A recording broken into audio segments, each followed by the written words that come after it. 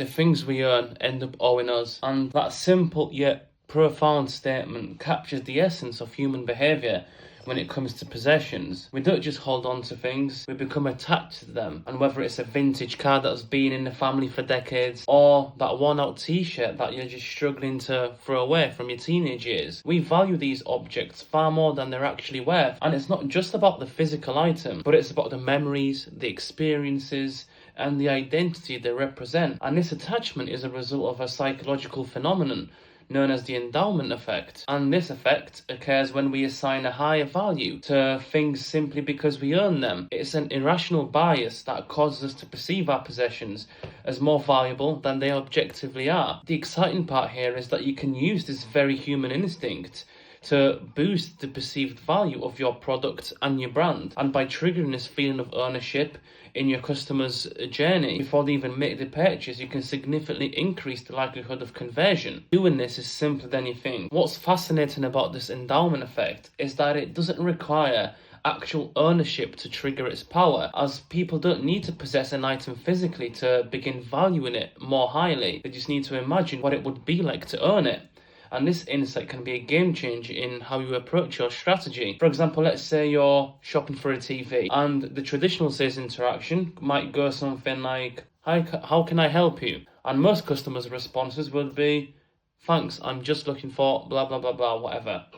And at this point, the potential buyer hasn't yet formed a personal connection to the product. They're still just browsing. But what if the interaction took a different direction? So imagine the shop assistant instead said, "Wow, look at that great TV. What do you think you'd enjoy watching on it the most?" And suddenly, you're not just looking at a TV anymore. You're imagining how it would enhance your life. You start picturing yourself watching a big game in stunning detail, or hosting a movie night with your friends or family. And you begin to feel this excitement of experiencing this TV in your hands, but it's all up here. And this shift from passive observation to an active imagination of ownership begins to plant the seeds of the endowment effect, and the product feels less like an item on display and more like something you already possess in your mind. And what's happening here is that your brain is associating the TV with positive experiences, and this emotional connection begins to form, and the TV is no longer an object, but it's something that is already part of your life. And this is why it's difficult to walk away from it, because you're not just considering the purchase,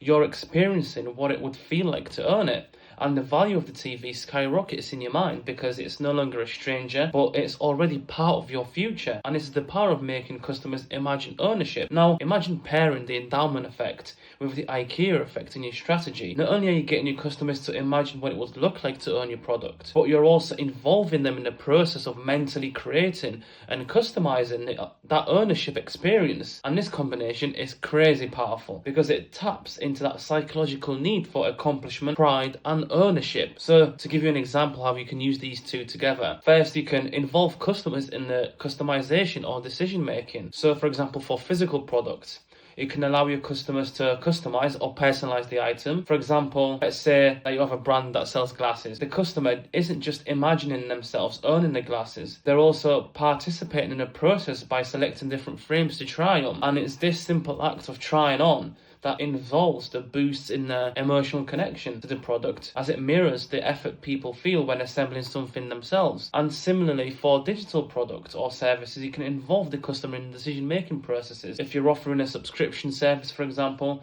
let them pick the plan that best fits their needs. Or for example, simply by grabbing someone's feedback, you are ensuring that they take part in the process of creating that product or service. And this feeling of customization and deeper involvement with the brand adds that extra layer of personal investment and makes them feel like they've built their perfect product. But on top of this, you need to encourage active imagination of ownership with effort. So in your strategy, don't just ask customers to imagine your product. You have to add a layer of effort that mimics the process of creating the ownership experience. For instance, instead of just showing how a piece of furniture looks in their home, you could ask them to think about how they would arrange the room around the new piece, or what colour scheme would make it pop. And this added effort in visualising the product's role in their lives makes them feel like they're invested in the outcome. And you can also simulate the experience of building the product. So for example, when selling a course or a membership, show the potential customers how they will gradually develop their skills over time, step by step, and how each module they complete can be framed as a small accomplishment, making them feel more attached to the product as they progress through it.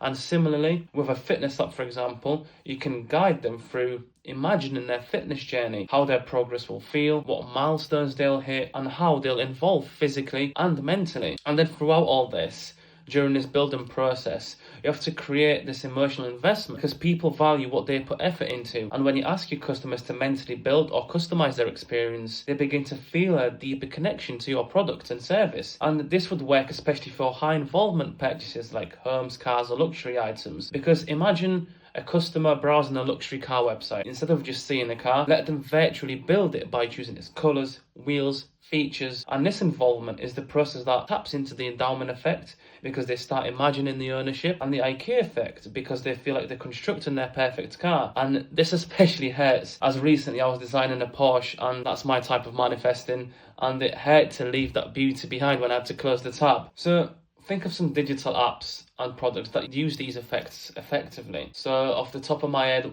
I can think of Duolingo and Masterclass. So what they do well is that they use progress tracking to involve the user in the journey. And these platforms show the users how far they've come, what they've achieved, and where they're heading next. And that feeling of building up of the knowledge, skill, and progress adds emotional value to the experience. And the user just isn't buying access to a course, but they are mentally investing in their growth, which makes them feel more attached to the product. For example, like me, I started learning Spanish a couple of months ago, and I'm on a 100+ day streak, and I just, even if it's just one lesson a day, I just can't detach myself from it. It's just something, it just works. So to simply put it, you have to allow customization, let your customers customize and choose aspects of what they're buying. You have to create progress milestones by showing your progress, how they will build or improve over time. And you can involve the customers in the building process, encouraging them to mentally create the product and experience by guiding them through a series of choices or by showing them how they can actively shape the outcome. And finally, you have to trigger the imagination with effort, which creates a sense of ownership before the purchase even happens, where your customers, but the main focus here is about crafting and focus on the entire experience of the customer journey, and feel the value of what you're offering, encouraging them to imagine how your product and service will fit into their lives, showing them how it will solve a problem or make them feel good. And the more they envision themselves doing it and feeling it and earning it, the harder it will be for them to walk away. And when they decide to make the purchase, they'll do so with a heightened sense of attachment and value, because you're not just selling a product, you're offering an experience that your customers will want to keep. So the power of this endowment effect is about making the customer feel like they already earn something even before making a purchase. And this sense of possession can be pertinent if it comes to offering discounts, for example. A simple shift in language can dramatically increase the likelihood that a customer will act on a discount or promotional offer. So for example, take Uber. So they sent out a typical promotion message: you can save up to 30%. And while this may seem like a good deal on the surface, because who doesn't mind a 30% discount, it doesn't leverage the psychological effect of ownership. And the discount is abstract. It's something you could potentially get, but it doesn't feel personal or urgent. It's easy to dismiss or forget. But then, imagine if Uber framed it like this: you have a 30% discount waiting for you.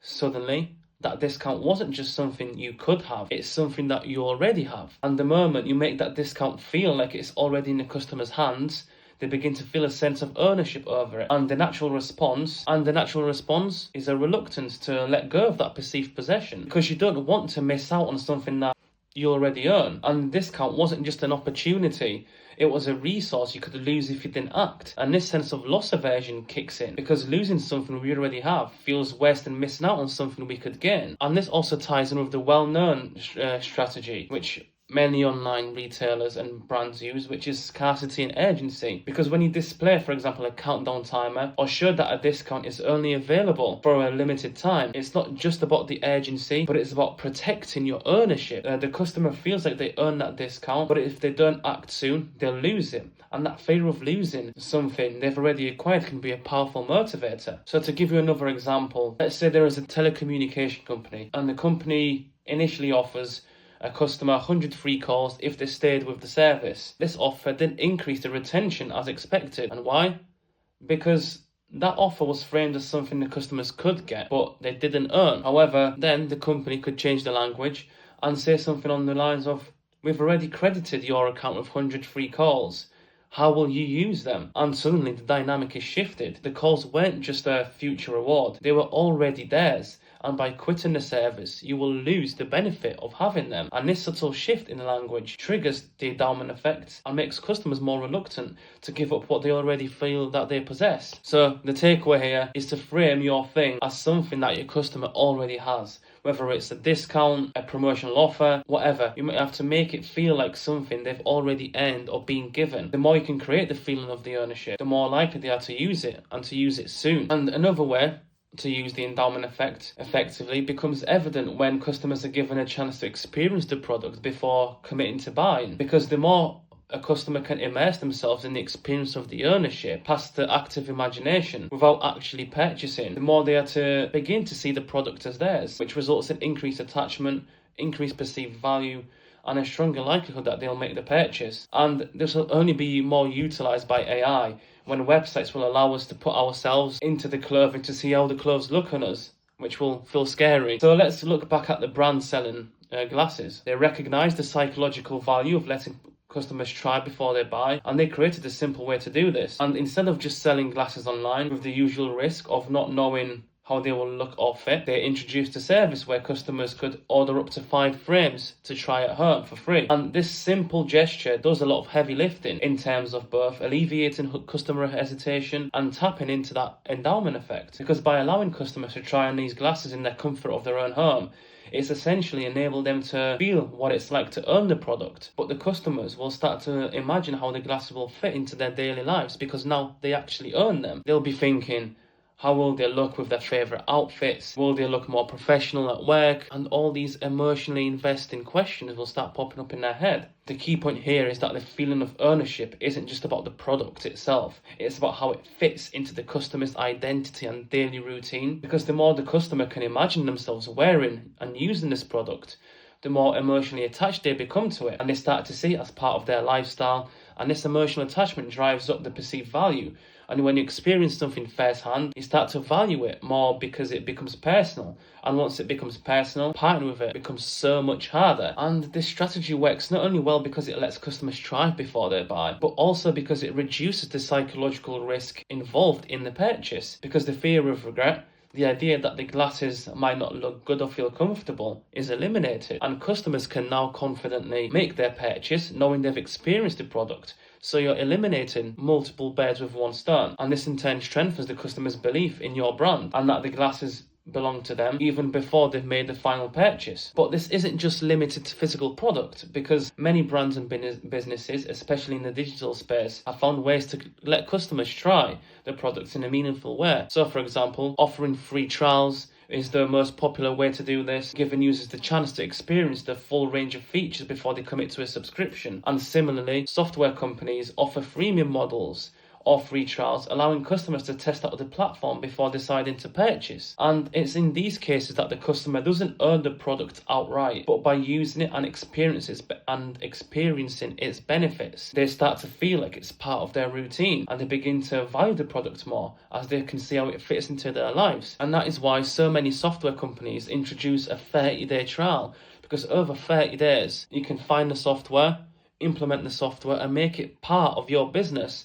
And then you have no other choice but to use it. But it's all about creating that frictionless experience that allows the customer to engage with the product in a way that makes it hard to imagine life without it. And once they've experienced it, they'll be reluctant to give it up and more likely to convert into a paying customer. And by experiencing the product, it creates a psychological investment. The more a customer engages with your product or service, the more likely they are to see it as part of their identity and make it harder to let go of. But the main idea of this entire concept is to let customers imagine what it's like to own your product. It's about the idea and the feeling and then the ability to make people feel like they already possess something. It's about vividly painting a picture for your customers, making them imagine what their life would be like with your product and service. The more specific and tangible you can make this mental image, more effectively you'll be tapping into the endowment effect. So a masterclass in vividly painting a picture is Airbnb. Airbnb faced a challenge when trying to convince home buyers to rent out their properties, especially if they've never done it before. The idea of renting out a home can be difficult to envision, especially for those who are used to their space being private and personal. But Airbnb solved this by telling homeowners exactly how much they could earn, a very specific and concrete figure, which immediately made the idea of renting out property more tangible. But they didn't stop there. To really amplify that sense of ownership, they made it much easier for homeowners to imagine what life could be like with that extra money. Because imagine you're a homeowner who has never rented out your property before, and the thought of doing so is intimidating, and the benefits might seem distant or unclear. But Airbnb offers you a very specific amount of money you could earn from renting your space. And this is a very powerful move because it takes something abstract, the extra income, and turns it into a concrete, imaginable possibility. And now let's say Airbnb goes a step further and asks, how would you use that extra $2,500? And suddenly your mind starts racing with possibilities. You could use it to take a vacation, renovate your kitchen, pay some bills, or save it for a rainy day. But by asking these questions, Airbnb is getting homeowners to actively imagine what they could do with that money, making the benefits of renting their property feel more real, personal, and within the reach. Because it's not just about the money, it's about what the money will enable them to do. And this technique of asking specific questions to get customers to imagine the impact of owning and using your product or service is your go-to tool, because these specific questions will help your customer to mentally earn the idea of your product and service. So the takeaway from that is that you have to help customers envision the benefits of your product.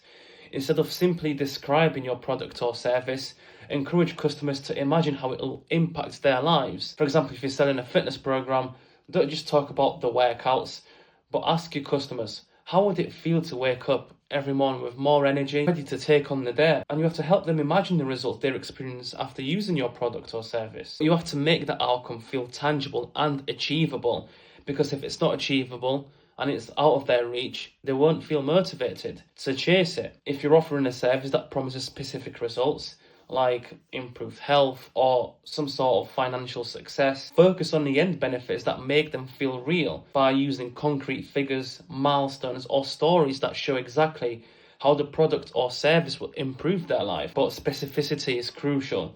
The more specific you are about the benefits, the more your customer can visualize them in their scenario. And so you have to frame your product in a way that's not just functional, but also emotionally appealing, so you can help customers mentally claim ownership, making them more likely to follow through with the purchase. However, sometimes what gets in the way is the customer's motivation to use the product.